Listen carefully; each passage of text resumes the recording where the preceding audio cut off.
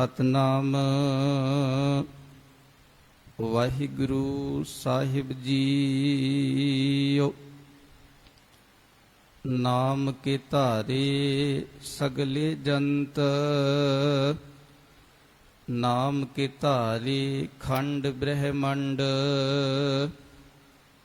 नाम के धारे सिमृत वेद पुराण। नाम के धारे सुनन ज्ञान ध्यान। नाम के धारे आगास पाताल। नाम के धारे सगल आकार। नाम के धारे पुरियां सब भवन। नाम के संग उदरे सुन श्रवण। कर कृपा जिस अपने नाम लाए। नानक चौथे पद में सो जन गत पाए। वाहिगुरु जी का खालसा वाहिगुरु जी की फतेह।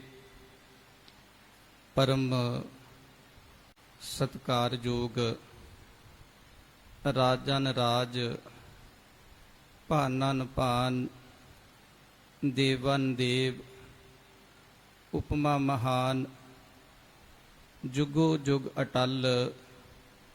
धन धन धन श्री गुरु ग्रंथ साहिब जी महाराज।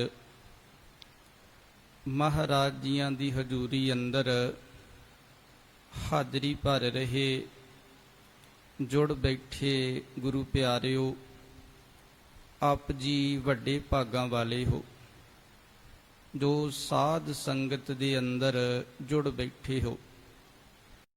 साध संग मन सोवत जागे, तब प्रभ नानक मीठे लागे। सतगुरां दी संगत करके जो साडा मन सुता होया है, साध संग मन सोवत जागे, मन जाग पैंदा। जदों मन जाग पैंदा फिर सतगुरां दी बाणी संगत सिमरन सेवा ये सब कुछ मिठा लगदा। तब प्रभ नानक मीठे लागे। बहुत वड्डे भागां वाले हाँ जिन्हां ने संगत विच जुड़ना कीता है। जो लड़ीवार सुखमनी साहिब दी विचार आप जी श्रवण कर रहे हो। 16वीं अष्टपदी 5वें पदे दी विचार जो आप जी ने 5वां पदा श्रवण कीता है। गुरु अर्जन पातशाह महाराज 5वें पदे दियां अखीरलियां तुकां च समझाउंदे ने, कर कृपा जिस अपने नाम लाए। नानक चौथे पद में सो जन गत पाए। मेहर करके अपनी किरपा करके मालिक जिन्हां नूं अपने नाम विच जोड़दा है। हे नानक ओ मनुख माया दे 3 गुण रजो तमो सतो, इन्हां 3 गुणां तो उपर उठ जांदे ने। नानक चौथे पद में चौथे पद विच सो जन ओ मनुख गत पाए। गत उच्ची आत्मक अवस्था। सतगुरां दी किरपा दृष्टि लैण वास्ते आपां महाराज दी संगत विच जुड़ना करदे हां। इतिहास दे विच एक साखी भाई रूपा जी ते भाई साधू दी जंगल दे विच लकड़ां कट रहे ने। जदों घड़े दे विचों जल छकण लगे ਜਲ ਠੰਡਾ ਸੀ। ਧੰਨ ਗੁਰੂ ਹਰਗੋਬਿੰਦ ਸਾਹਿਬ ਮਹਾਰਾਜ ਪਾਤਸ਼ਾਹ ਨੂੰ ਯਾਦ ਕੀਤਾ, ਸਾਹਿਬ ਦੀ ਕਿਰਪਾ ਕਰੋ, ਬਖਸ਼ਿਸ਼ ਕਰੋ, ਪਹਿਲਾਂ ਤੁਸੀਂ ਆ ਕੇ ਠੰਡਾ ਜਲ ਛਕੋ। ਸਤਿਗੁਰੂ ਜੀ ਉਸ ਨਗਰ ਵਿੱਚ ਪਹਿਲਾਂ ਹੀ ਪਹੁੰਚੇ ਹੋਏ ਸਨ। ਜਦੋਂ ਇਹਨਾਂ ਸਿੱਖਾਂ ਨੇ ਅਰਦਾਸ ਕੀਤੀ, ਕਿਉਂਕਿ ਸਤਿਗੁਰੂ ਜੀ ਘਟ ਘਟ ਕੇ ਅੰਤਰ ਕੀ ਜਾਣਤ, ਭਲੇ ਬੁਰੇ ਕੀ ਪੀਰ ਪਛਾਨਤ। ਸਤਿਗੁਰੂ ਜੀ ਸਾਡੇ ਅੰਦਰ ਦੀ ਅਵਸਥਾ ਨੂੰ ਜਾਣਦੇ ਨੇ। ਜਦੋਂ ਸਾਹਿਬਾਂ ਦੇ ਚਰਨਾਂ 'ਚ ਅਰਦਾਸ ਕੀਤੀ, ਛੇਵੇਂ ਪਾਤਸ਼ਾਹ ਘੋੜੇ ਤੇ ਸਵਾਰ ਹੋ ਕੇ ਭਾਈ ਸਾਧੂ ਜੀ, ਭਾਈ ਰੂਪਾ ਜੀ ਦੇ ਕੋਲ ਪਹੁੰਚੇ ਨੇ। ਸਤਿਗੁਰਾਂ ਦੇ ਦੀਦਾਰੇ ਇਹਨਾਂ ਦੋਨਾਂ ਪਿਓ ਤੇ ਪੁੱਤਰਾਂ ਨੇ ਕੀਤੇ ਨੇ। ਭਾਈ ਸਾਧੂ ਤੇ ਭਾਈ ਰੂਪਾ ਦੋਵੇਂ ਪਿਓ ਪੁੱਤ ਨੇ। ਸਾਹਿਬ ਨੂੰ ਠੰਡਾ ਜਲ ਛਕਾਇਆ। ਸਤਿਗੁਰਾਂ ਨੇ ਹੁਣ ਦੋਨਾਂ ਪਿਓ ਤੇ ਪੁੱਤ ਦੀ ਸੇਵਾ ਲਾ ਦਿੱਤੀ ਕਿ ਜਿੱਥੇ ਕਿਤੇ ਵੀ ਸੰਗਤਾਂ ਜੁੜਨ, ਕੀਰਤਨ ਕਥਾ ਸਮਾਗਮ ਹੋਵੇ,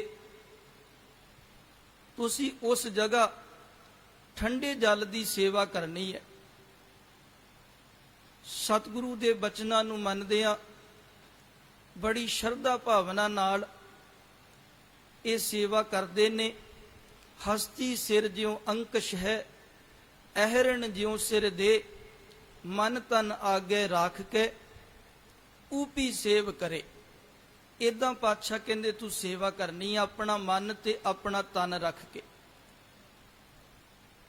ਭਾਈ ਰੂਪਾ ਜੀ, ਭਾਈ ਸਾਧੂ ਜੀ ਜਿੱਥੇ ਵੀ ਕਿਤੇ ਸਮਾਗਮ, ਕਥਾ, ਕੀਰਤਨ, ਸੰਗਤਾਂ ਜੁੜਦੀਆਂ ਨੇ ਤੇ ਭਾਈ ਰੂਪਾ ਜੀ, ਭਾਈ ਸਾਧੂ ਜੀ ਠੰਡੇ ਜਲ ਦੀ ਸੇਵਾ ਕਰਦੇ ਨੇ। ਸਮਾਂ ਬੀਤਦਾ ਗਿਆ, ਇਹ ਸੇਵਾ ਦੇ ਵਿੱਚ ਜੁਟੇ ਰਹੇ। ਭਾਈ ਰੂਪਾ ਜੀ ਦੇ ਪਿਤਾ ਸਾਧੂ ਜੀ ਚੜ੍ਹਾਈ ਕਰ ਗਏ ਨੇ, ਪਰ ਭਾਈ ਰੂਪੇ ਦੀ ਸੇਵਾ ਨਿਰੰਤਰ ਜਾਰੀ ਰਹੀ। ਛੇਵੇਂ ਪਾਤਸ਼ਾਹ ਨੇ ਜੋ ਸੇਵਾ ਲਈ ਹੈ, ਭਾਈ ਰੂਪਾ ਜੀ ਕਰਦੇ ਰਹੇ। ਦਸਵੇਂ ਪਾਤਸ਼ਾਹ ਧੰਨ ਗੁਰੂ ਗੋਬਿੰਦ ਸਿੰਘ ਮਹਾਰਾਜ ਤੱਕ ਭਾਈ ਰੂਪਾ ਜੀ ਸੇਵਾ ਕਰਦੇ ਰਹੇ। ਇੱਕ ਦਿਨ ਧੰਨ ਗੁਰੂ ਗੋਬਿੰਦ ਸਿੰਘ ਮਹਾਰਾਜ ਜਦੋਂ ਭਾਈ ਰੂਪੇ ਨੂੰ ਸੇਵਾ ਕਰਦਿਆਂ ਵੇਖਿਆ, ਗੁਰੂ ਪਾਤਸ਼ਾਹ ਜੀ ਬੜੇ ਖੁਸ਼ ਹੋਏ ਤੇ ਭਾਈ ਰੂਪੇ ਨੂੰ ਕਹਿਣਾ ਕੀਤਾ ਕਿ ਭਾਈ ਰੂਪਾ ਜੀ, ਜਿਹੜੀ ਵੀ ਤੁਸੀਂ ਮੰਗ ਮੰਗੋਗੇ ਉਹ ਮੰਗ ਆਪਾਂ ਤੁਹਾਡੀ ਝੋਲੀ 'ਚ ਪਾ ਦੇਵਾਂਗੇ। ਤੁਸੀਂ ਬੜੇ ਸਮੇਂ ਤੋਂ ਸੇਵਾ ਕਰ ਰਹੇ ਹੋ। ਭਾਈ ਰੂਪਾ ਜੀ ਕਹਿਣ ਲੱਗਾ, ਪਾਤਸ਼ਾਹ ਮੈਨੂੰ ਕੁਝ ਸਮਾਂ ਦਿਓ, ਮੈਂ ਸਲਾਹ ਕਰ ਲਵਾਂ, ਫਿਰ ਮੈਂ ਤੁਹਾਡੇ ਕੋਲੋਂ ਮੰਗ ਮੰਗਾਂਗਾ। ਗੁਰੂ ਪਾਤਸ਼ਾਹ ਦੀ ਆਗਿਆ ਲੈ ਕੇ ਆਪਣੇ ਮਿੱਤਰਾਂ ਕੋਲ ਪਹੁੰਚਿਆ। ਮਿੱਤਰਾਂ ਨੂੰ ਜਾ ਕੇ ਦੱਸਿਆ ਕਿ ਗੁਰੂ ਗੋਬਿੰਦ ਸਿੰਘ ਮਹਾਰਾਜ ਪਾਤਸ਼ਾਹ ਮੇਰੀ ਸੇਵਾ ਤੋਂ ਬੜੇ ਖੁਸ਼ ਨੇ, ਬੜੇ ਪ੍ਰਸੰਨ ਨੇ, ਤੇ ਤੁਸੀਂ ਦੱਸੋ ਸਤਿਗੁਰਾਂ ਕੋਲੋਂ ਮੈਂ ਕਿਹੜੀ ਮੰਗ ਮੰਗਾ।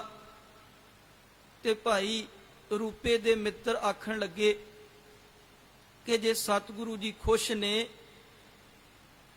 ਤੇ ਤੁਸੀਂ ਗੁਰੂ ਜੀ ਦੇ ਕੋਲੋਂ ਫੌਜ ਮੰਗ ਲਓ। ਭਾਈ ਰੂਪਾ ਜੀ ਆਪਣੇ ਮਿੱਤਰਾਂ ਦੀ ਵੀ ਸਲਾਹ ਨੂੰ ਲਿਆ। ਹੁਣ ਆਪਣੇ ਭਰਾਵਾਂ ਕੋਲ ਪਹੁੰਚਿਆ।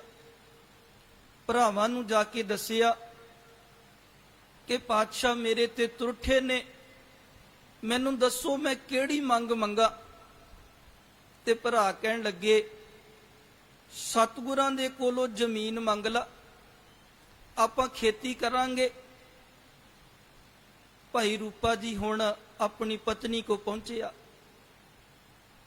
ਪਤਨੀ ਨੂੰ ਪੁੱਛਿਆ ਭਾਗਵਾਨ ਨੇ, ਸਤਿਗੁਰੂ ਨੇ ਬਖਸ਼ਿਸ਼ ਕੀਤੀ ਹੈ, ਕਹਿੰਦੇ ਜੋ ਮੰਗਣਾ ਮੰਗ ਲਵੋ।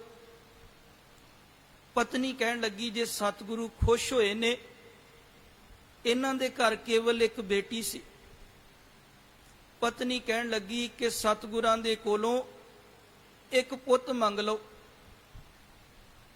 ਤੇ ਇਸਤਰੀਆਂ ਨੂੰ ਸੋਨੇ ਨਾਲ ਪਿਆਰ ਹੁੰਦਾ ਤੇ ਨਾਲ ਹੀ ਕਹਿਣ ਲੱਗੀ ਕਿ ਪੁੱਤਰ ਦੇ ਨਾਲ ਬਹੁਤ ਸਾਰਾ ਸੋਨਾ ਵੀ ਮੰਗ ਲਿਓ। ਭਾਈ ਰੂਪਾ ਹੁਣ ਆਪਣੀ ਬੇਟੀ ਕੋ ਪਹੁੰਚਿਆ, ਜਿਹੜੀ ਬੇਟੀ ਗੁਰਬਾਣੀ ਨਾਲ ਜੁੜੀ ਹੈ।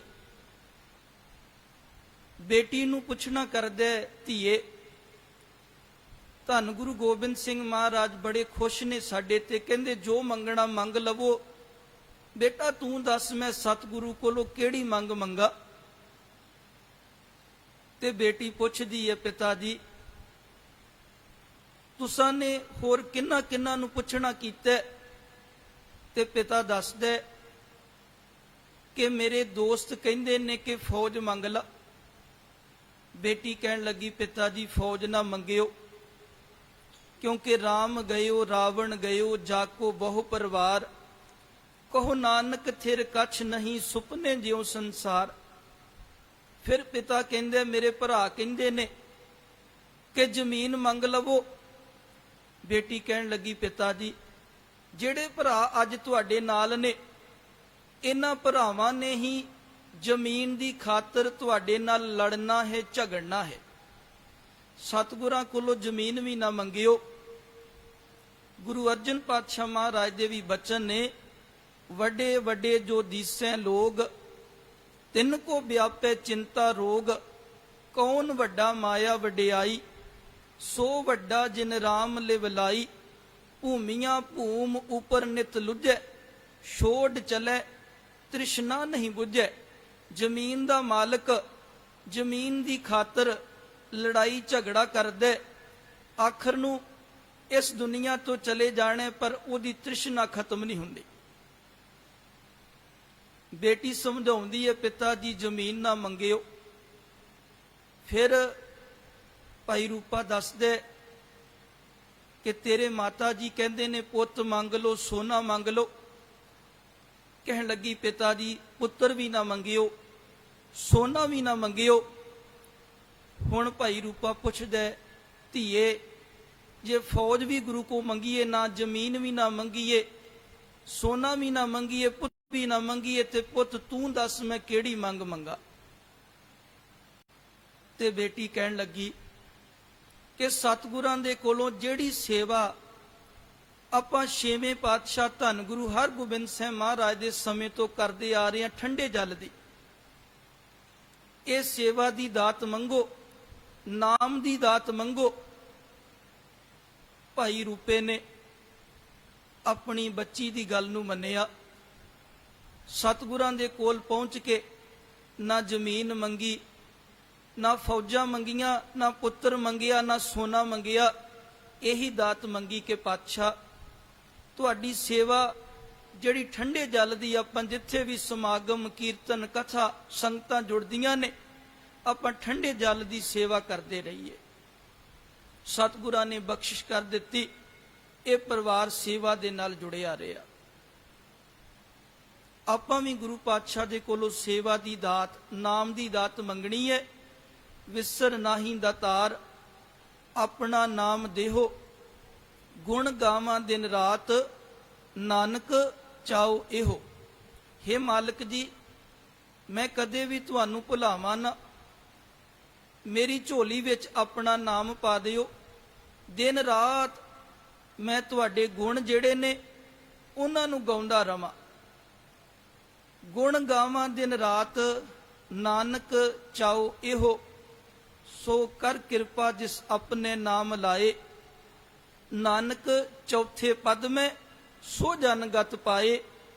ਸਤਿਗੁਰੂ ਨੇ ਜਿਨ੍ਹਾਂ ਵੀ ਜੀਵਾਂ ਤੇ ਆਪਣੀ ਮਿਹਰ ਕੀਤੀ, ਆਪਣੀ ਕਿਰਪਾ ਕੀਤੀ, ਉਹਨਾਂ ਨੂੰ ਆਪਣੇ ਨਾਮ ਵਿੱਚ, ਆਪਣੀ ਸੇਵਾ ਵਿੱਚ ਜੋੜ ਲਿਆ ਅਤੇ ਉਹ ਮਾਇਆ ਦੇ ਤਿੰਨਾਂ ਗੁਣਾਂ ਤੋਂ ਉੱਪਰ ਉੱਠ ਕੇ ਚੌਥੀ ਅਵਸਥਾ ਦੇ ਵਿੱਚ ਪਹੁੰਚ ਜਾਂਦੇ ਨੇ, ਆਤਮਿਕ ਆਨੰਦ ਪ੍ਰਾਪਤ ਕਰਦੇ ਨੇ। ਨਾਨਕ ਚੌਥੇ ਪਦ ਮੈਂ ਸੋ ਜਨਗਤ ਪਾਏ। ਨਾਮ ਕੇ ਧਾਰੇ ਸਗਲੇ ਜੰਤ, ਨਾਮ ਕੇ ਧਾਰੇ ਖੰਡ ਬ੍ਰਹਿਮੰਡ। ਨਾਮ ਦਾ ਇੱਥੇ ਅਰਥ ਹੈ ਅਕਾਲ ਪੁਰਖ। ਅਕਾਲ ਪੁਰਖ ਵੱਲੋਂ ਜਿੰਨੇ ਵੀ ਜੀਵ ਜੰਤੂ ਨੇ ਸਭ ਪੈਦਾ ਕੀਤੇ ਨੇ। ਨਾਮ ਦਾ ਅਰਥ ਹੈ ਪਰਮਾਤਮਾ ਦੀ ਸਤਾ, ਪਰਮਾਤਮਾ ਦੀ ਹੋਂਦ। ਸੰਸਾਰ ਵਿੱਚ ਜਿਤਨੀਆਂ ਵੀ ਆਪਾਂ ਵਸਤੂਆਂ ਦੇਖਦੇ ਹਾਂ, ਇਹਨਾਂ ਵਸਤੂਆਂ ਦੇ ਵਿੱਚ ਪਰਮਾਤਮਾ ਦੀ ਹੋਂਦ ਹੈ, ਪਰਮਾਤਮਾ ਦੀ ਸਤਾ ਹੈ। ਇਸ ਰੱਬੀ ਨਿਯਮ ਵਾਲੀ ਨੂੰ ਜੇ ਆਪਾਂ ਸਮਝ ਲਵਾਂਗੇ ਤੇ ਸਾਡੇ ਜੀਵਨ ਦੇ ਵਿੱਚ ਆਨੰਦ ਆਉਣਾ ਸ਼ੁਰੂ ਹੋ ਜਾਵੇਗਾ। ਜਿਵੇਂ ਮਨੁੱਖ ਨੇ ਹਵਾਈ ਜਹਾਜ਼ ਨੂੰ ਬਣਾਏ, ਮਨੁੱਖ ਧਰਤੀ ਦੇ ਵਿੱਚ ਫਸਲ ਪੈਦਾ ਕਰਦਾ, ਪਰ ਜੇ ਕੋਈ ਹੰਕਾਰ ਕਰੇ ਕਿ ਹਵਾਈ ਜਹਾਜ਼ ਨੂੰ ਮੈਂ ਬਣਾਇਆ, ਫਸਲ ਮੈਂ ਪੈਦਾ ਕਰ ਰਿਹਾ, ਪਰ ਉਹ ਜੀਵ ਇਹ ਨਹੀਂ ਸੋਚ ਰਿਹਾ ਕਿ ਮੇਰੇ ਵਿੱਚ ਜਿਹੜੀ ਸਤਾ ਹੈ ਨਾ, ਜਿਹੜੀ ਹੋਂਦ ਹੈ, ਉਹ ਪਰਮਾਤਮਾ ਦੀ ਹੈ। ਜੇਕਰ ਪਰਮਾਤਮਾ ਦੀ ਹੋਂਦ, ਪਰਮਾਤਮਾ ਦੀ ਸਤਾ ਸਾਡੇ ਵਿੱਚ ਨਾ ਹੋਵੇ ਤੇ ਆਪਾਂ ਕਿਵੇਂ ਜ਼ਮੀਨ ਦੇ ਵਿੱਚ ਫਸਲ ਨੂੰ ਪੈਦਾ ਕਰ ਸਕਨੇ ਆ, ਕਿਵੇਂ ਹਵਾਈ ਜਹਾਜ਼ ਬਣਾ ਸਕਨੇ ਆ। ਜੋ ਜੀਵ ਰੱਬ ਦੀ ਇਸ ਹੋਂਦ ਨੂੰ ਸਮਝ ਲਵੇਗਾ, ਉਹ ਜੀਵ ਮਾਲਕ ਦੇ ਨਿਯਮ ਵਿੱਚ ਆ ਜਾਵੇਗਾ। ਨਾਨਕ ਹੁਕਮੈ ਜੇ ਬੁੱਝੈ ਤਾਂ ਹਉਮੈ ਕਹੇ ਨਾ ਕੋਏ। ਜੋ ਵੀ ਪ੍ਰਾਣੀ ਹੁਕਮ ਨੂੰ ਬੁੱਝ ਲੈਂਦਾ, ਉਹ ਫਿਰ ਹਉਮੈ ਨੂੰ ਛੱਡਦਾ। ਗੁਰੂ ਪਾਤਸ਼ਾਹ ਨੇ ਇੱਥੇ ਵੀ ਨਾਮ ਦੀ ਗੱਲ ਕੀਤੀ। ਨਾਮ ਦਾ ਮਤਲਬ ਅਕਾਲ ਪੁਰਖ। ਜਿਤਨਾ ਵੀ ਸੰਸਾਰ ਹੈ, ਖੰਡ ਬ੍ਰਹਿਮੰਡ ਨੇ, ਇਹ ਸਭ ਮਾਲਕ ਦੇ ਟਿਕਾਏ ਹੋਏ ਨੇ। ਜੀਵ ਜਦੋਂ ਮਾਤਾ ਦੇ ਉਦਰ ਦੇ ਵਿੱਚ ਆਉਣਾ ਕਰਦਾ, ਉੱਥੇ ਵੀ ਪਰਮਾਤਮਾ ਇਹਦੀ ਰੱਖਿਆ ਕਰਦਾ ਇੱਕ ਨਿਯਮ ਦੇ ਨਾਲ। ਮਾਤ ਗਰਭ ਮੈਂ ਆਪਨ ਸਿਮਰਨ ਦੇ, ਤਹਾਂ ਤੁਮ ਰਾਖਨ ਹਾਰੇ। ਹੇ ਮੇਰੇ ਮਾਲਕ ਜੀ, ਮਾਤਾ ਦੇ ਉਦਰ ਦੇ ਵਿੱਚ ਤੁਸੀਂ ਆਪਣਾ ਸਿਮਰਨ ਦੇ ਕੇ, ਸਿਮਰਨ ਦਾ ਮਤਲਬ ਨਿਯਮ। ਗੁਰੂ ਨਾਨਕ ਪਾਤਸ਼ਾਹ ਮਹਾਰਾਜ ਜਪ ਬਾਣੀ 'ਚ ਬੜਾ ਪਿਆਰਾ ਬਚਨ ਕਰਦੇ ਨੇ। ਕਹਿੰਦੇ ਨੇ ਹਵਾ ਵੀ ਰੱਬ ਨੂੰ ਗਾ ਰਹੀ ਹੈ, ਪਾਣੀ ਵੀ ਗਾ ਰਿਹਾ ਹੈ, ਅੱਗ ਵੀ ਗਾ ਰਹੀ ਹੈ। ਗੁਰੂ ਨਾਨਕ ਪਾਤਸ਼ਾਹ ਮਹਾਰਾਜ ਜੀ, ਹਵਾ ਦੀ ਤੇ ਕੋਈ ਜ਼ੁਬਾਨ ਨਹੀਂ ਹੈ, ਪਾਣੀ ਦੀ, ਅੱਗ ਦੀ, ਇਹਨਾਂ ਦੀ ਤੇ ਜ਼ੁਬਾਨ ਹੀ ਨਹੀਂ ਹੈ, ਫਿਰ ਇਹ ਰੱਬ ਨੂੰ ਕਿਵੇਂ ਗਾ ਰਹੇ ਨੇ? ਤੇ ਗੁਰੂ ਨਾਨਕ ਪਾਤਸ਼ਾਹ ਕਹਿੰਦੇ ਇਹ ਰੱਬ ਦੇ ਨਿਯਮ ਵਿੱਚ ਰਹਿ ਰਹੇ ਨੇ। ਮਾਲਕ ਦੇ ਨਿਯਮ ਵਿੱਚ ਰਹਿਣਾ, ਇਹਨੂੰ ਕਹਿੰਦੇ ਨੇ ਪਰਮੇਸ਼ਰ ਨੂੰ ਗਾਉਣਾ। ਜਦੋਂ ਜੀਵ ਮਾਤਾ ਦੇ ਉਦਰ ਵਿੱਚ ਹੈ, ਉਹ ਰੱਬ ਦੇ ਨਿਯਮ ਵਿੱਚ ਰਹਿੰਦਾ, ਕਿਸੇ ਨਾਲ ਈਰਖਾ ਨਹੀਂ ਹੈ, ਕਿਸੇ ਨਾਲ ਵੈਰ ਨਹੀਂ ਹੈ, ਅੰਦਰ ਬਿਲਕੁਲ ਉਹਦਾ ਪਵਿੱਤਰ ਆ। ਪਰ ਜਦੋਂ ਦੁਨੀਆ ਤੇ ਆਉਂਦਾ, ਜਿਵੇਂ ਜਿਵੇਂ ਇਹਦੀ ਉਮਰ ਵੱਧਦੀ ਹੈ, ਤਿਵੇਂ ਤਿਵੇਂ ਇਹਦਾ ਮਨ ਜਿਹੜਾ ਹੈ ਕਾਲਾ ਹੁੰਦਾ ਜਾਂਦਾ ਹੈ। ਸਰੀਰ ਦੇ ਵਾਲ, ਕੇਸਾਂ ਦੇ ਵਾਲ ਚਿੱਟੇ ਹੋ ਜਾਂਦੇ ਨੇ, ਪਰ ਜਿਵੇਂ ਜਿਵੇਂ ਉਮਰ ਵੱਧਦੀ ਹੈ, ਇਹਦਾ ਮਨ ਉਵੇਂ ਉਵੇਂ ਕਾਲਾ ਹੋ ਜਾਂਦਾ ਹੈ। ਚਾਹੀਦਾ ਤੇ ਇਦਾਂ ਸੀ, ਜਦੋਂ ਵਾਲ ਚਿੱਟੇ ਹੋਣ ਤੇ ਇਹਦਾ ਮਨ ਵੀ ਚਿੱਟਾ ਹੋ ਜਾਵੇ, ਪਰ ਹੋਇਆ ਉਲਟ। ਕੇਸ ਚਿੱਟੇ ਹੋ ਗਏ ਪਰ ਮਨ ਕਾਲਾ ਹੋ ਗਿਆ। ਇਸ ਮਨ ਕੋ ਜਨਮ ਜਨਮ ਕੀ ਮਲ ਲਾਗੀ, ਕਾਲਾ ਹੁਆ ਸਿਆ ਖਨਲੀ ਧੋਤੀ ਉਜਲੀ ਨਾ ਹੋਵਈ। ਜੇ ਸੋ ਧੋਵਣ ਪਾ ਗੁਰ ਪ੍ਰਸਾਦੀ ਜੀਵਤ ਮਰੇ, ਉਲਟੀ ਹੋਵੇ ਮਤ ਬਦਲਾ। ਪਾਤਸ਼ਾਹ ਕਹਿੰਦੇ ਨੇ ਜੇ ਗੁਰੂ ਦੀ ਕਿਰਪਾ ਨੂੰ ਲੈ ਲਵੇਂਗਾ, ਜਿਉਂਦਿਆਂ ਮਰਨਾ ਕਰੇਗਾ, ਤਾਂ ਤੇਰੀ ਮਤ ਜਿਹੜੀ ਹੈ ਇਹ ਬਦਲ ਜਾਵੇਗੀ। ਜਿਹੜੀ ਮਤ ਪਾਪਾਂ ਨਾਲ ਭਰੀ ਹੈ, ਸੋ ਗੁਰੂ ਪਾਤਸ਼ਾਹ ਸਮਝਾ ਰਹੇ ਨੇ, ਜਦੋਂ ਜੀਵ ਮਾਤਾ ਦੇ ਉਦਰ ਵਿੱਚ ਹੈ, ਨਿਯਮ ਵਿੱਚ ਰਹਿੰਦਾ, ਪਰ ਜਦੋਂ ਦੁਨੀਆ ਤੇ ਆ ਜਾਂਦਾ, ਫਿਰ ਸਾਰੇ ਨਿਯਮ ਤੋੜ ਦਿੰਦਾ। ਆਪਾਂ ਸੜਕ ਤੇ ਜਾਣਾ ਕਰਦੇ ਆ, ਜਿਹੜੀ ਲਾਈਟ ਤੇ ਰੁਕਣਾ ਹੋਵੇ ਆਪਾਂ ਨੂੰ ਰੁਕਣਾ ਚਾਹੀਦਾ, ਪਰ ਕਿਸੇ ਵੇਲੇ ਆਪਾਂ ਨਹੀਂ ਰੁਕਦੇ। ਅਗਾਂਹ ਪੁਲਿਸ ਵਾਲੇ ਖੜੇ ਹੁੰਦੇ ਨੇ, ਉਹ ਆਵਾਜ਼ ਮਾਰ ਲੈਂਦੇ ਨੇ ਕਿ ਤੁਸੀਂ ਉਲੰਘਣਾ ਕੀਤੀ ਹੈ, ਫਿਰ ਚਲਾਨ ਕੱਟਦੇ ਨੇ। ਇਸੇ ਤਰੀਕੇ ਨਾਲ ਜਿਹੜਾ ਮਾਲਕ ਦਾ ਨਿਯਮ, ਜੇ ਆਪਾਂ ਨਿਯਮ ਵਿੱਚ ਰਵਾਂਗੇ ਸੁਖੀ ਹੋ ਜਾਵਾਂਗੇ, ਤੇ ਜੇ ਨਿਯਮ ਤੋਂ ਉਲਟ ਚੱਲਾਂਗੇ, ਪਾਤਸ਼ਾਹ ਕਹਿੰਦੇ ਨੇ ਮਾਤ ਗਰਭ ਮੈਂ ਆਪਨ ਸਿਮਰਨ ਦੇ, ਤਹਾਂ ਤੁਮ ਰਾਖਨ ਹਾਰੇ, ਪਾਵਕ ਸਾਗਰ ਅਥਾ ਲਹਿਰ ਮੈਂ, ਤਾਰੋ ਤਾਰਨ ਹਾਰੇ। ਮਾਲਕ ਜੀ ਜਿਵੇਂ ਉੱਥੇ ਸਾਡੀ ਰੱਖਿਆ ਕੀਤੀ, ਇਹ ਜਿਹੜੀਆਂ ਵਿਕਾਰਾਂ ਦੀਆਂ ਲਹਿਰਾਂ ਨੇ, ਕਿਰਪਾ ਕਰੋ, ਬਖਸ਼ਿਸ਼ ਕਰੋ, ਇਹਨਾਂ ਵਿਕਾਰਾਂ ਦੀਆਂ ਲਹਿਰਾਂ ਤੋਂ ਸਾਨੂੰ ਬਚਾਓ।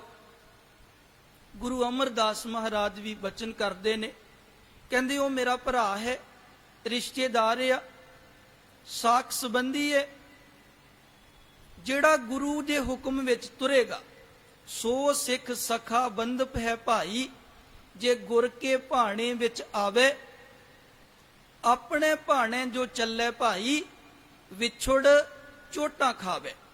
ਜਿਹੜਾ ਆਪਣੇ ਭਾਣੇ ਚੱਲੇਗਾ, ਆਪਣੀ ਮਨਮਰਜ਼ੀ ਕਰੇਗਾ, ਪਾਤਸ਼ਾਹ ਕਹਿੰਦੇ ਉਹ ਚੋਟਾਂ ਖਾਵੇਗਾ।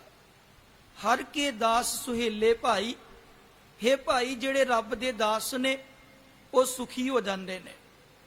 ਜਨਮ ਜਨਮ ਕੇ ਕਿਲ ਬਿਖ ਦੁੱਖ ਕਾਟੇ, ਆਪੇ ਮੇਲ ਮਲਾਈ। ਮਾਲਕ ਉਹਨਾਂ ਦੇ ਜਨਮਾਂ ਜਨਮਾਂ ਦੇ ਪਾਪਾਂ ਨੂੰ ਕੱਟ ਦਿੰਦੇ, ਆਪਣੇ ਨਾਲ ਮਿਲਾ ਲੈਂਦੇ। ਸਤਿਗੁਰੂ ਜੀ ਸਮਝਾ ਰਹੇ ਨੇ, ਨਾਮ ਕੇ ਧਾਰੇ ਸਗਲੇ ਜੰਤ, ਨਾਮ ਕੇ ਧਾਰੇ ਖੰਡ ਬ੍ਰਹਿਮੰਡ। ਅਕਾਲ ਪੁਰਖ ਦੇ ਬਣਾਏ ਹੋਏ ਜੀਵ ਜੰਤ ਨੇ, ਮਾਲਕ ਦਾ ਹੀ ਆਸਰਾ ਸਭ ਨੂੰ ਹੈ। ਖੰਡ ਬ੍ਰਹਿਮੰਡ, ਬ੍ਰਹਿਮੰਡ ਕਹਿੰਦੇ ਸਾਰਾ ਜਗਤ, ਖੰਡ ਕਹਿੰਦੇ ਹਿੱਸੇ, ਸੂਰਜ ਚੰਦਰਮਾ ਸਾਰਾ ਜਗਤ ਇਹ ਵੀ ਮਾਲਕ ਦਾ ਟਿਕਾਇਆ ਹੋਇਆ ਹੈ। ਨਾਮ ਕੇ ਧਾਰੇ ਸਿਮਰਿਤ ਵੇਦ ਪੁਰਾਨ, ਸਿਮਰਤੀਆਂ ਵੇਦ ਪੁਰਾਨ, ਇਹਨਾਂ ਨੂੰ ਵੀ ਅਕਾਲ ਪੁਰਖ ਦਾ ਆਸਰਾ ਹੈ। ਕਹਿਣ ਦਾ ਮਤਲਬ ਕਿ ਮਾਲਕ ਵਾਹਿਗੁਰੂ ਨੇ ਮਨੁੱਖਾਂ ਨੂੰ ਬਣਾਇਆ, ਰਿਸ਼ੀਆਂ ਮੁਨੀਆਂ ਨੂੰ ਬਣਾਇਆ, ਤੇ ਉਹਨਾਂ ਰਿਸ਼ੀਆਂ ਮੁਨੀਆਂ ਨੇ ਇਹਨਾਂ ਸਿਮਰਤੀਆਂ ਨੂੰ, ਵੇਦਾਂ ਨੂੰ, ਪੁਰਾਣਾਂ ਨੂੰ ਰਚਿਆ। ਨਾਮ ਕੇ ਧਾਰੇ ਸਿਮਰਿਤ ਵੇਦ ਪੁਰਾਨ, ਕਿਉਂਕਿ ਰੱਬ ਨੇ ਧਰਤੀ ਬਣਾਈ, ਆਕਾਸ਼ ਬਣਾਇਆ। ਆਪਾਂ ਧਰਤੀ ਵਿੱਚ ਪਦਾਰਥ ਉਗਾਉਂਦੇ ਆ, ਆਕਾਸ਼ ਵਿੱਚ ਹਵਾਈ ਜਹਾਜ਼ ਉੱਡਦੇ ਨੇ। ਜੇ ਰੱਬ ਆਕਾਸ਼ ਨਾ ਬਣਾਉਂਦਾ, ਧਰਤੀ ਨਾ ਬਣਾਉਂਦਾ, ਤੇ ਆਪਾਂ ਕਿਵੇਂ ਇਹਨਾਂ ਵਸਤੂਆਂ ਨੂੰ ਉਗਾਉਣਾ ਕਰਦੇ। ਸੋ ਨਾਮ ਕੇ ਧਾਰੇ ਸਿਮਰਿਤ ਵੇਦ ਪੁਰਾਨ, ਨਾਮ ਕੇ ਧਾਰੇ ਸੁਨਨ ਗਿਆਨ ਧਿਆਨ। ਰੱਬ ਦੀਆਂ ਗੱਲਾਂ ਨੂੰ ਸੁਣਨਾ, ਸੁਣਨ, ਗਿਆਨ ਦੀਆਂ ਗੱਲਾਂ ਨੂੰ ਸੁਣਨਾ, ਮਾਲਕ ਦੇ ਚਰਨਾਂ 'ਚ ਆਪਣੀ ਸੁਰਤ ਜੋੜਨੀ, ਇਹ ਵੀ ਅਕਾਲ ਪੁਰਖ ਦੇ ਆਸਰੇ ਤੇ ਹੈ। ਧੰਨ ਗੁਰੂ ਗ੍ਰੰਥ ਸਾਹਿਬ ਮਹਾਰਾਜ ਅਕਾਲ ਪੁਰਖ ਨੇ, ਰੱਬ ਨੇ, ਪਰਮਾਤਮਾ ਨੇ। ਬਾਣੀ 'ਚ ਸਾਹਿਬ ਬਚਨ ਕਰਦੇ ਨੇ, ਪਾਰ ਬ੍ਰਹਮ ਗੁਰ ਨਾਹੀ ਭੇਦ, ਰੱਬ ਵਿੱਚ ਤੇ ਗੁਰੂ ਵਿੱਚ ਕੋਈ ਫਰਕ ਨਹੀਂ ਹੈ। ਨਾਮ ਕੇ ਧਾਰੇ ਸੁਨਨ ਗਿਆਨ ਧਿਆਨ, ਮਾਲਕ ਦਾ ਗਿਆਨ ਕੰਨਾਂ ਨਾਲ ਸੁਣਨਾ, ਗਿਆਨ ਨੂੰ ਸੁਣ ਕੇ ਆਪਣੀ ਸੁਰਤ ਨੂੰ ਜੋੜਨਾ। ਧਿਆਨ, ਧਿਆਨ ਕਹਿੰਦੇ ਸੁਰਤ ਨੂੰ ਜੋੜਨਾ, ਇਹ ਵੀ ਅਕਾਲ ਪੁਰਖ ਦੇ ਆਸਰੇ ਤੇ ਹੈ। ਸੋਨੇ ਕੀ ਸੂਈ, ਰੁਪਏ ਕਾ ਧਾਗਾ, ਨਾਮੇ ਕਾ ਚਿੱਤ, ਹਰ ਸਿਉ ਲਾਗਾ। ਭਗਤ ਨਾਮਦੇਵ ਜੀ ਸਮਝਾਉਂਦੇ ਨੇ, ਹੇ ਜੀਵ, ਜੇ ਤੂੰ ਆਪਣੀ ਸੁਰਤ ਨੂੰ ਮਾਲਕ ਦੇ ਚਰਨਾਂ 'ਚ ਜੋੜਨਾ ਚਾਹੁੰਦਾ, ਫਿਰ ਆਪਣੀ ਸੁਰਤ ਨੂੰ ਸੂਈ ਬਣਾ, ਇਹਦੇ ਵਿੱਚ ਨਾਮ ਦਾ ਧਾਗਾ ਪਾ। ਗੁਰਬਾਣੀ ਦੀ ਵਿਚਾਰ ਦਾ ਧਾਗਾ ਆਪਣੀ ਸੁਰਤ ਵਿੱਚ ਪਾ। ਕਹਿੰਦੇ ਤੇਰਾ ਚਿੱਤ ਜਿਹੜਾ ਹੈ ਇਹ ਰੱਬ ਦੇ ਨਾਲ ਸੀਤਾ ਜਾਵੇਗਾ। ਜਿਵੇਂ ਇੱਕ ਮਾਂ ਦੀ ਸੁਰਤ, ਉਹਦਾ ਬੱਚਾ ਖੇਡਦਾ, ਬੱਚਾ ਸੁੱਤਾ ਹੈ, ਮਾਂ ਦੀ ਸੁਰਤ ਆਪਣੇ ਬੱਚੇ 'ਚ ਰਹਿੰਦੀ ਹੈ। ਇਸੇ ਤਰੀਕੇ ਨਾਲ ਪਾਤਸ਼ਾਹ ਕਹਿੰਦੇ, ਜੇ ਤੂੰ ਗੁਰੂ ਦੇ ਸ਼ਬਦ ਨੂੰ ਧਾਗਾ ਬਣਾ ਲਵੇਂਗਾ, ਸੋਨੇ ਕੀ ਸੂਈ ਰੁਪਏ ਕਾ ਧਾਗਾ, ਆਪਣੀ ਸੁਰਤ ਵਿੱਚ ਇਹ ਧਾਗਾ ਪਾ ਦੇਵੇਂਗਾ। ਨਾਮੇ ਕਾ ਚਿੱਤ ਹਰ ਸਿਉ ਲਾਗਾ। ਭਗਤ ਜੀ ਕਹਿੰਦੇ ਮੇਰਾ ਚਿੱਤ ਰੱਬ ਨਾਲ ਜੁੜ ਗਿਆ ਹੈ। ਹੇ ਜੀਵ ਤੇਰਾ ਵੀ ਚਿੱਤ ਅਕਾਲ ਪੁਰਖ ਨਾਲ ਮਾਲਕ ਨਾਲ ਜੁੜ ਜਾਵੇਗਾ। ਨਾਮ ਕੇ ਧਾਰੇ ਅਕਾਲ ਪੁਰਖ ਦੇ ਆਸਰੇ ਤੇ ਹੀ ਆਪਾਂ ਮਾਲਕ ਦੇ ਗਿਆਨ ਨੂੰ ਬਾਣੀ ਨੂੰ ਸੁਣਦੇ ਹਾਂ ਤੇ ਆਪਣੀ ਸੁਰਤ ਮਾਲਕ ਦੇ ਚਰਨਾਂ 'ਚ ਜੋੜਦੇ ਹਾਂ। ਨਾਮ ਕੇ ਧਾਰੇ ਆਗਾਸ ਪਤਾਲ। ਮਾਲਕ ਦੇ ਟਿਕਾਏ ਹੋਏ ਹੀ ਆਕਾਸ਼ ਹਨ ਪਤਾਲ ਹਨ। ਪਾਤਾਲਾਂ ਪਤਾਲ ਲੱਖ ਆਗਾਸਾਂ ਆਗਾਸ। ਨਾਮ ਕੇ ਧਾਰੇ ਸਗਲ ਆਕਾਰ। ਆਕਾਰ ਕਹਿੰਦੇ ਸਰੀਰ। ਅਕਾਲ ਪੁਰਖ ਦੇ ਹੀ ਇਹ ਟਿਕਾਏ ਹੋਏ ਸਰੀਰ ਨੇ, ਬਣਾਏ ਹੋਏ ਸਰੀਰ ਨੇ। ਕੀਤਾ ਪਸਾਓ ਏਕੋ ਕਵਾਓ ਤਿਸਤੇ ਹੋਏ ਲੱਖ ਦਰਿਆਓ। ਇੱਥੇ ਦਰਿਆਓ ਦਾ ਮਤਲਬ ਸਰੀਰ। ਮਾਲਕ ਦੇ ਹੁਕਮ ਦੇ ਵਿੱਚ ਲੱਖਾਂ ਹੀ ਰੱਬ ਨੇ ਸਰੀਰ ਬਣਾ ਦਿੱਤੇ। ਕੀਤਾ ਪਸਾਓ ਏਕੋ ਕਵਾਓ ਤਿਸਤੇ ਹੋਏ ਲੱਖ ਦਰਿਆਓ। ਹੁਕਮੀ ਹੋਵਨ ਆਕਾਰ। ਮਾਲਕ ਦੇ ਹੁਕਮ ਦੇ ਵਿੱਚ ਅਨੇਕਾਂ ਜੀਵ ਜਿਹੜੇ ਨੇ ਜਨਮ ਲੈ ਰਹੇ ਨੇ ਤੇ ਅਨੇਕਾਂ ਜੀਵ ਉਹਦੇ ਹੁਕਮ ਵਿੱਚ ਉਸ ਪਰਮਾਤਮਾ ਕੋਲ ਜਾ ਰਹੇ ਨੇ। ਨਾਮ ਕੇ ਧਾਰੇ ਸਗਲ ਆਕਾਰ। ਨਾਮ ਕੇ ਧਾਰੇ ਪੁਰੀਆ ਸਭ ਭਵਨ। 14 ਪੁਰੀਆਂ 3 ਭਵਨ, ਇਹਨਾਂ ਨੂੰ ਵੀ ਅਕਾਲ ਪੁਰਖ ਨੇ ਟਿਕਾਇਆ ਹੈ। ਇਹ ਵੀ ਅਕਾਲ ਪੁਰਖ ਦੇ ਟਿਕੇ ਹੋਏ ਨੇ। ਨਾਮ ਕੇ ਧਾਰੇ। ਧਾਰੇ ਦਾ ਮਤਲਬ ਟਿਕੇ ਹੋਏ ਆਸਰੇ ਤੇ। ਨਾਮ ਕੇ ਸੰਗ ਉਦਰੇ ਸੁਨ ਸ਼ਰਵਨ। ਜੋ ਵੀ ਜੀਵ ਪ੍ਰਭੂ ਵਿੱਚ ਜੁੜਦਾ ਤੇ ਪ੍ਰਭੂ ਦੀ ਸਿਫਤ ਆਪਣੇ ਕੰਨਾਂ ਦੇ ਨਾਲ ਸ਼ਰਵਣ ਕਰਦਾ, ਪਾਤਸ਼ਾਹ ਕਹਿੰਦੇ ਨੇ ਉਹ ਵਿਕਾਰਾਂ ਤੋਂ ਬਚ ਜਾਂਦਾ। ਉਹ ਜੀਵ ਬੁਰੇ ਕਰਮਾਂ ਤੋਂ ਬਚ ਜਾਂਦਾ। ਨਾਮ ਕੇ ਸੰਗ ਉਦਰੇ। ਉਦਰੇ ਦਾ ਮਤਲਬ ਵਿਕਾਰਾਂ ਤੋਂ ਬਚਣਾ। ਉਦਰੇ ਸੁਨ ਸ਼ਰਵਨ।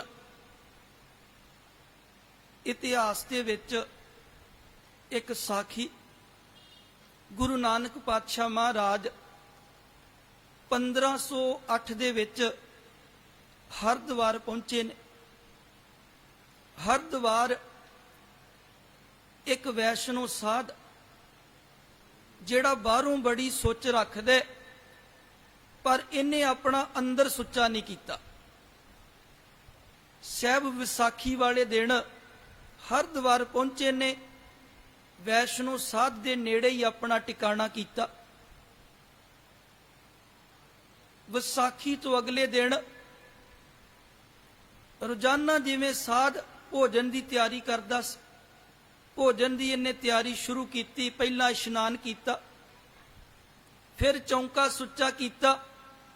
ਚੌਂਕੇ ਦੇ ਵਿੱਚ ਗਾਂ ਦੇ ਗੋਬਰ ਦਾ ਇਹਨੇ ਪੋਚਾ ਫੇਰਿਆ, ਲੱਕੜਾਂ ਸਾਫ਼ ਕੀਤੀਆਂ, ਚੌਂਕੇ ਦੇ ਆਲੇ ਦੁਆਲੇ ਲਕੀਰ ਕੱਢੀ। ਚੌਂਕਾ ਸੁੱਚਾ ਕਰਕੇ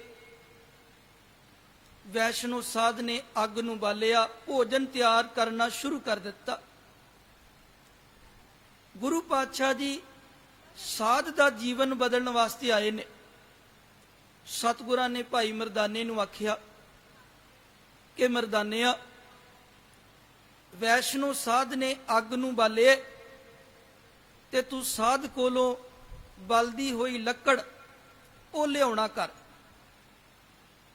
ਗੁਰੂ ਪਾਤਸ਼ਾਹ ਦੇ ਬਚਨ ਨੂੰ ਮੰਨਦਿਆਂ ਭਾਈ ਮਰਦਾਨਾ ਦੀ ਵੈਸ਼ਨੋ ਸਾਧ ਕੋਲ ਪਹੁੰਚੇ ਨੇ। ਜਦੋਂ ਸਾਧ ਨੇ ਭਾਈ ਮਰਦਾਨੇ ਵੱਲ ਵੇਖਿਆ, ਲੋਹ ਲਾਖਾ ਹੋ ਗਿਆ, ਗਰਮ ਹੋ ਗਿਆ, ਤੱਤਾ ਹੋ ਗਿਆ, ਗੁੱਸੇ ਵਿੱਚ ਆ ਗਿਆ ਕਿ ਇਹ ਤੇ ਨੀਵੀਂ ਜਾਤ ਦਾ, ਇਹਦਾ ਪਰਛਾਵਾਂ ਮੇਰੇ ਚੌਂਕੇ ਤੇ ਪੈ ਗਿਆ ਤੇ ਮੇਰਾ ਚੌਂਕਾ ਪਿੱਟਿਆ ਗਿਆ, ਮੇਰਾ ਚੌਂਕਾ ਅਪਵਿੱਤਰ ਹੋ ਗਿਆ। ਸਾਧ ਗਰਮ ਹੋ ਗਿਆ, ਕਿਉਂਕਿ ਆਪਾਂ ਵੀ ਦੇਖਦੇ ਹਾਂ ਜੀਵਨ ਦੇ ਵਿੱਚ ਸਾਡੇ ਵੀ ਮਨਾਂ 'ਚ ਇਹ ਵਹਿਮ ਭਰਮ ਬੈਠਾ ਕੋਈ ਬੰਦਾ ਸਵੇਰੇ ਵੇਲੇ ਆਪਾਂ ਨੂੰ ਮਿਲੇ ਨਾ, ਸਾਡਾ ਦਿਨ ਚੰਗਾ ਨਾ ਨਿਕਲੇ ਤੇ ਆਪਾਂ ਕੀ ਕਹਿ ਦਿੰਨੇ ਆ, ਅੱਜ ਫਲਾਣਾ ਮੇਰੇ ਮੱਥੇ ਲੱਗਾ ਸੀ ਤਾਂ ਨਹੀਂ ਮੇਰਾ ਦਿਨ ਚੰਗਾ ਲੰਘਿਆ। ਕਰਮ ਗੁਰੂ ਪਿਆਰਿਓ ਸਾਡੇ ਆਪਣੇ ਮਾੜੇ ਨੇ, ਪਰ ਆਪਾਂ ਦੋਸ਼ ਦੂਜੇ ਬੰਦੇ ਦੇ ਮੱਥੇ ਤੇ ਮੜ ਦਿੰਨੇ ਆ ਕਿ ਫਲਾਣਾ ਮੇਰੇ ਮੱਥੇ ਲੱਗਾ ਸੀ ਤਾਂ ਨਹੀਂ ਮੇਰਾ ਦਿਨ ਚੰਗਾ ਲੰਘਿਆ। ਜਿਹੜਾ ਸਾਡਾ ਸਵੇਰੇ ਸਾਨੂੰ ਮਿਲਦਾ, ਜੇ ਉਹਦੇ ਵਿੱਚ ਆਪਾਂ ਰੱਬ ਨੂੰ ਸਮਝਾਂਗੇ, ਫਿਰ ਗੁਰੂ ਪਿਆਰਿਓ ਇਹੋ ਜੀਆਂ ਵਹਿਮਾਂ ਭਰਮਾਂ ਚ ਆਪਾਂ ਨਹੀਂ ਪਵਾਂਗੇ।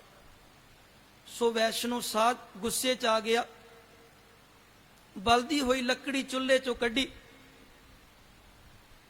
ਭਾਈ ਮਰਦਾਨੇ ਨੂੰ ਮਾਰਨ ਲੱਗਾ। ਭਾਈ ਮਰਦਾਨਾ ਜੀ ਦੌੜ ਪਏ, ਅੱਗੇ ਅੱਗੇ ਭਾਈ ਮਰਦਾਨਾ ਜੀ ਮਗਰ ਮਗਰ ਬਲਦੀ ਲੱਕੜੀ ਲੈ ਕੇ ਵੈਸ਼ਨੋ ਸਾਧ ਦੌੜ ਰਹੇ।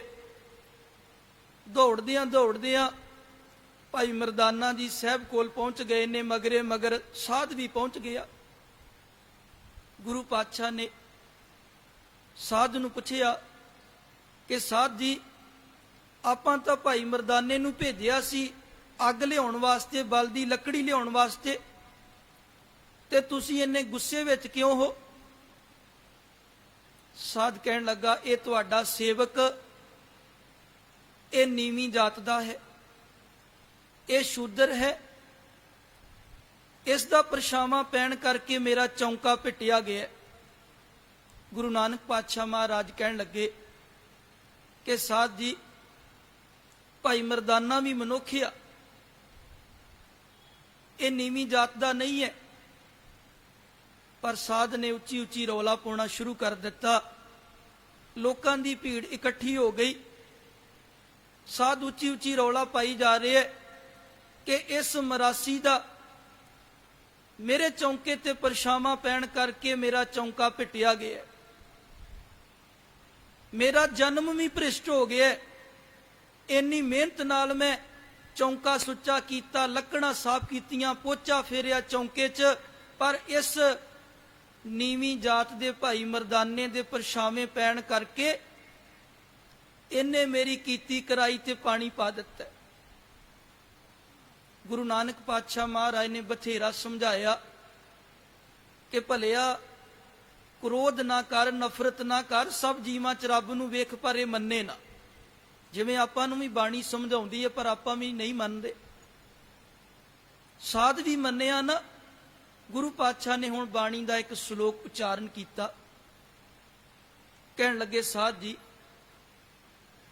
ਤੁਸੀਂ ਭਾਈ ਮਰਦਾਨੇ ਨੂੰ ਨੀਵੀਂ ਜਾਤ ਦਾ ਕਹਿ ਰਹੇ ਹੋ, ਜਿਹੜੀ ਮੱਤ ਨਾਲ ਤੁਸੀਂ ਭਾਈ ਮਰਦਾਨੇ ਨੂੰ ਨੀਵੀਂ ਜਾਤ ਦਾ ਕਹਿ ਰਹੇ ਹੋ ਨਾ, ਇਹ ਤੁਹਾਡੇ ਅੰਦਰ ਮਰਾਸਣ ਬਣ ਕੇ ਬੈਠੀ ਹੈ, ਕਬੁੱਧ ਡੂਮਣੀ।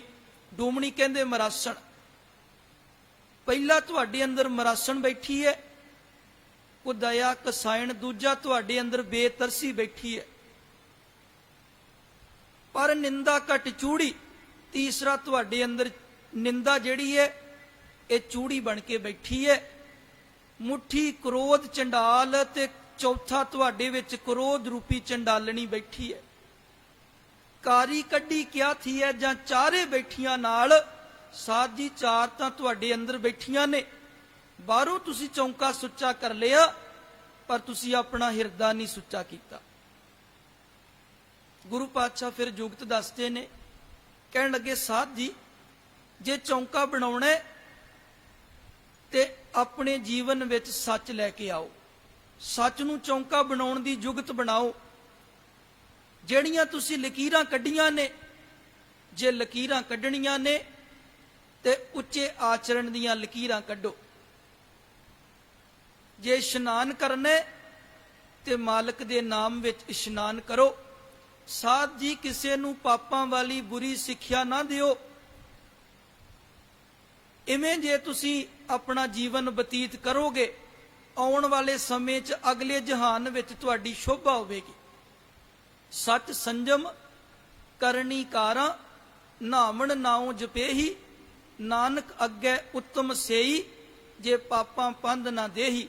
ਗੁਰੂ ਨਾਨਕ ਪਾਤਸ਼ਾਹ ਮਹਾਰਾਜ ਨੇ ਜਦੋਂ ਇਹ ਸ਼ਲੋਕ ਉਚਾਰਿਆ ਵੈਸ਼ਨੋ ਸਾਧ ਨੂੰ ਸਮਝਾਇਆ ਕਿ ਤੇਰੇ ਅੰਦਰ ਆਹ ਕੁਝ ਹੈ। ਵੈਸ਼ਨੋ ਸਾਧ ਨੂੰ ਆਪਣੀਆਂ ਅੰਦਰਲੀਆਂ ਕਰਤੂਤਾਂ ਨਜ਼ਰ ਆ ਗਈਆਂ ਕਿ ਬਾਹਰੋਂ ਤੇ ਮੈਂ ਬੜਾ ਸੁੱਚਾ ਹਾਂ, ਪਰ ਮੈਂ ਆਪਣਾ ਅੰਦਰ ਸੁੱਚਾ ਨਹੀਂ ਕੀਤਾ। ਗੁਰੂ ਦੇ ਚਰਨਾਂ ਤੇ ਢਹਿ ਪਿਆ, ਸਿੱਖ ਬਣ ਗਿਆ। ਹੋਰ ਵੀ ਹਰਿਦੁਆਰ ਦੇ ਵਿੱਚ ਅਨੇਕਾਂ ਪ੍ਰਾਣੀਆਂ ਨੇ ਸਿੱਖੀ ਨੂੰ ਧਾਰਨ ਕੀਤਾ। ਆਪਾਂ ਵੀ ਗੁਰੂ ਪਿਆਰਿਓ ਬਾਣੀ ਨੂੰ ਸੁਣ ਰਹੇ ਆ। ਨਾਮ ਕੇ ਸੰਗ ਉਧਰੇ ਸੁਨ ਸ਼ਰਵਨ। ਵਿਕਾਰਾਂ ਤੋਂ ਪਾਤਸ਼ਾਹ ਕਹਿੰਦੇ ਅਕਾਲ ਪੁਰਖ ਦੇ ਵਿੱਚ ਜੁੜਨ ਕਰਕੇ, ਪ੍ਰਭੂ ਵਿੱਚ ਜੁੜਨ ਕਰਕੇ ਜੀਵ ਉਹਦੀ ਬਾਣੀ ਨੂੰ ਸੁਣਨ ਕਰਕੇ ਵਿਕਾਰਾਂ ਤੋਂ ਬਚ ਜਾਂਦੇ ਨੇ। ਜਿਵੇਂ ਵੈਸ਼ਨੋ ਸਾਧ ਨੇ ਆਪਣਾ ਜੀਵਨ ਬਦਲ ਲਿਆ, ਆਪਾਂ ਵੀ ਯਤਨ ਕਰਨਾ ਹੈ ਗੁਰੂ ਪਿਆਰਿਓ। ਆਪਾਂ ਵੀ ਬਾਣੀ ਨੂੰ ਸੁਣਿਆ।